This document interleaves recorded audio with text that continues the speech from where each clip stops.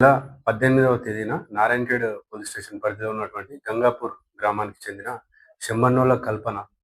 ఆహ్, తన భర్త ముత్యం రెడ్డి గత 2 రోజులుగా అంటే 16వ తారీఖు నుంచి కనబడట్లేదని చెప్పేసి నారాయణఖేడ్ పోలీస్ స్టేషన్‌లో ఫిర్యాదు చేయగా మనం crime number 127 under head man మిస్సింగ్‌గా కేసు రిజిస్టర్ చేయడం జరిగింది. తర్వాత విచారణలో భాగంగా సాక్షులను విచారించడం మరియు మనకి నమ్మదగిన సమాచారం వచ్చిన దాని ప్రకారం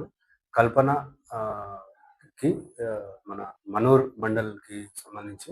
ఎల్గొయి గ్రామానికి చెందిన పండరి అనే వ్యక్తితోటి ఇల్లీగల్ ఇంటిమసీ ఒక 4 ఇయర్స్ నుంచి ఉందని చెప్పేసి మాకు సమాచారం రాగా పండరి అనే వ్యక్తిని నిన్న తీసుకొని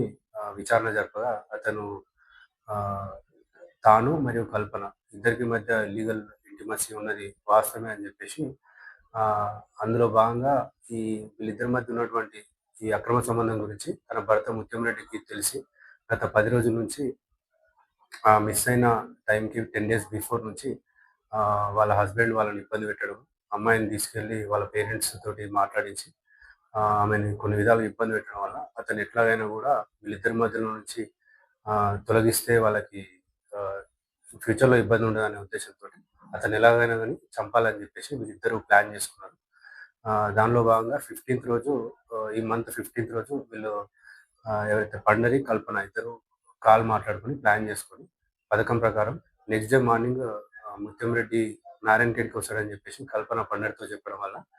పండరి వాళ్ళ పొలంలో బోర్ మోటార్ రిపేర్ ఉందని జెప్పేసి ఇతనికి ఎలక్ట్రీషియన్ వర్క్ వస్తది గాబట్టి ముత్యంరెడ్డిని మా పొలంలో బోర్ మోటార్ స్టార్టర్‌కి సంబంధించి వైర్ ఫిక్స్ జేయాలని జెప్పేసి అతన్ని తన బైక్ మీద తీసుకొని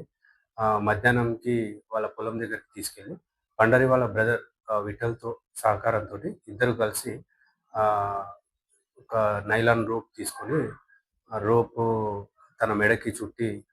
గట్టిగా బిగించి స్ట్రాంగులేషన్ చేసి అక్కడే చంపేయడం జరిగింది. తర్వాత అంతకుముందే ప్లాన్ ప్రకారం వాళ్ళ పొలంలో పండరి వాళ్ళ పొలంలో తవ్వినటువంటి గుంటలో అతన్నేసేసి అక్కడ పూడ్చిపెట్టడం జరిగింది. ఈ విషయంలో ఇతని కన్ఫెషన్‌ని బేస్ చేసుకొని మర్డర్‌గా సెక్షన్ ఆల్టర్ చేసి నిందితుల్ని ముగ్గురిని గూడా కస్టడీలోకి తీసుకొని జ్యుడిషియల్ రిమాండ్‌కి ఈరోజు తరలించడం జరిగింది.